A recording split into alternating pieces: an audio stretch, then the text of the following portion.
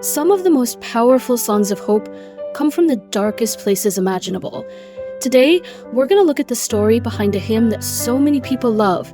"'Tis so sweet to trust in Jesus."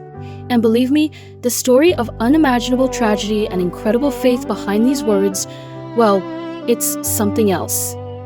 And that's really the question at the heart of this whole thing, isn't it? How does that even happen? We're going to see how one woman's single most devastating moment became a source of strength for millions. So let's start with her.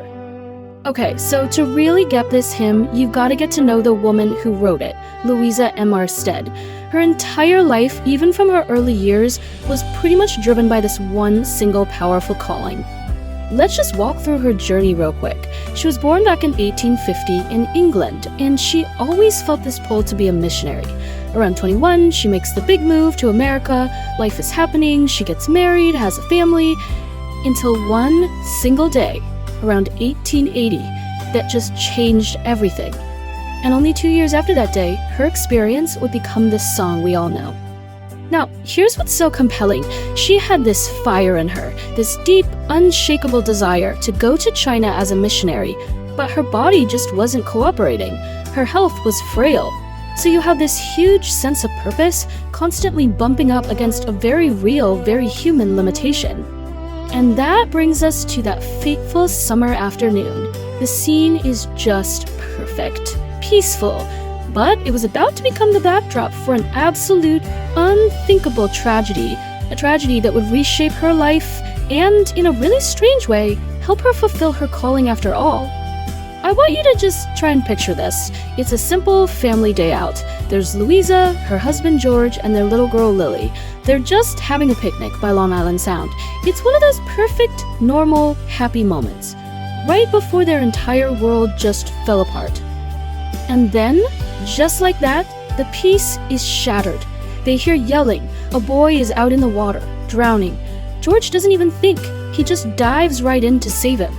But the current, it's just too much. And as Louisa and little Lily stand there on the shore, watching, completely helpless, both her husband and the boy are pulled under. And they drown. Just gone. In an instant. Her husband, her family's future, everything just shattered right in front of them. It's a kind of loss that's just... it's hard to even wrap your mind around. A despair that could have easily swallowed them whole.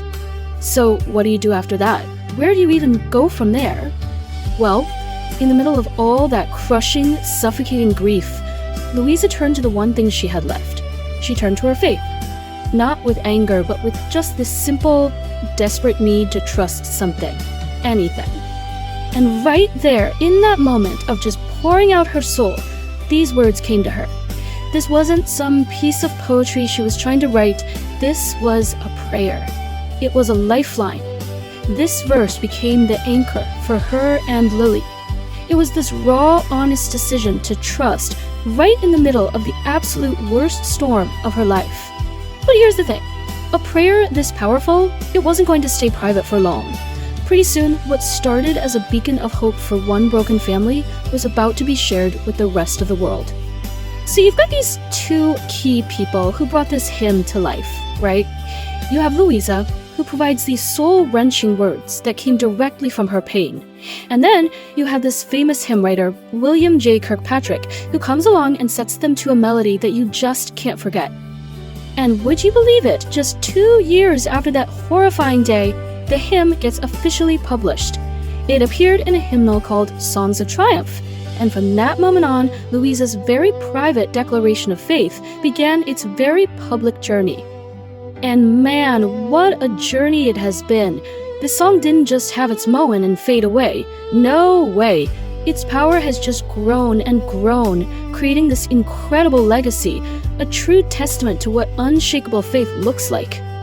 So why? Why does this song still hit so hard for so many people? I mean, look, its message is just universal. It crosses cultural lines, inspires people all over the planet. It's this powerful reminder of God's love, sure, but it's also about finding strength right when you're in the middle of a storm. It really shows the power of just leaning on faith when things are tough. I think this quote just nails it.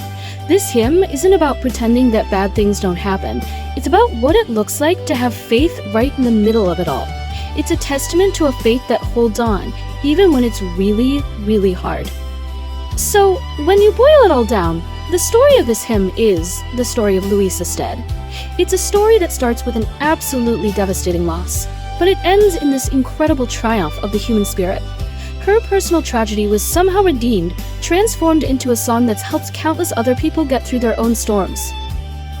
And that kind of leaves us with one last thing to think about, right? Louisa found her beacon of hope in her face, and she made something beautiful out of her pain. It just makes you wonder, in our own lives, in our own trials, where do we find ours?